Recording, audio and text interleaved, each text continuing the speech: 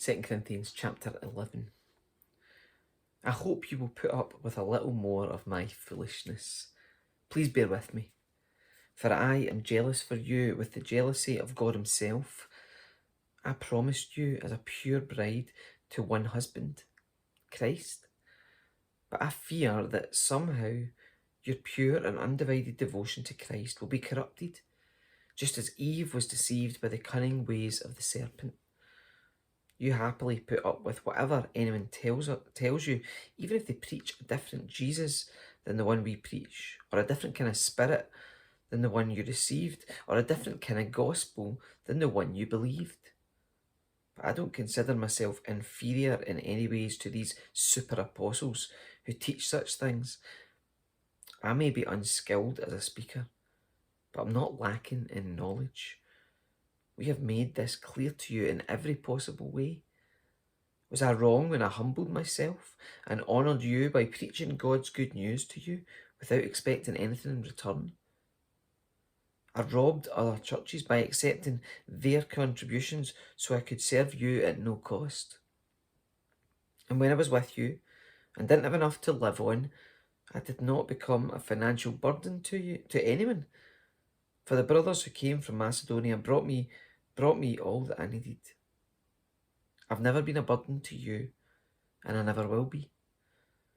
As surely as the truth of Christ is in me, no one in all of Greece will ever stop me from boasting about this. Why? Because I don't love you. Because I don't love you? God knows that I do.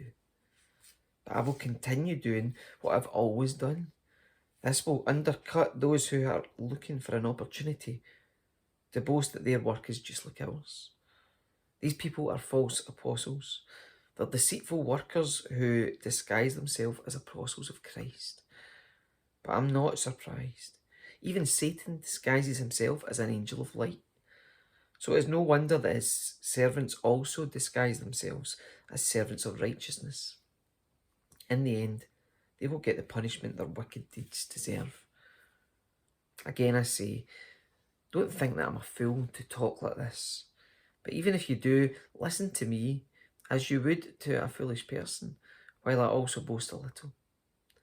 Such boasting is not from the Lord, but I am acting like a fool. And since others boast about their human achievements, I will too. After all, you think you're so wise, but you enjoy putting up with fools. You put up with it when someone enslaves you, takes everything you have, takes advantage of you, takes control of everything and slaps you in the face. I'm ashamed to say that we've been too weak to do that. But whatever they dare to boast about, I'm talking like a fool again, how I dare to boast about it too.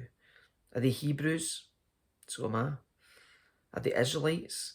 So am I. Are they descendants of Abraham? So am I. Are they servants of Christ? I know I sound like a madman, but I have served him far more. I've worked harder, been put in prison more often, been whipped times without number, and faced death again and again. 5 different times the Jewish leaders gave me 39 lashes. 3 times I was beaten with rods. Once I was stoned. 3 times I was shipwrecked. Once I spent a whole night and a day adrift at sea. I've travelled on many long journeys. I have faced dangers from rivers and robbers. I've faced danger from my own people, the Jews, as well as from the Gentiles. I've faced danger in the cities, in the deserts and on the seas. And I've faced danger from men who claim to be believers, but are not. I have worked hard and long, enduring many sleepless nights. I've been hungry and thirsty, and have often gone without food. I've shivered in the cold, without enough clothing to keep me warm. Then besides all of this, I have the daily burden of my concern for all the churches. Who is weak without my feeling that weakness? Who is weak without my feeling that weakness? Who is led astray and I do not burn with anger? If I must boast, I would rather boast about the things that show how weak I am. God, the Father of our Lord Jesus, who is worthy of eternal praise, knows I am not lying. When I was in Damascus, the governor under King Aretas kept guards at the city gates to catch me.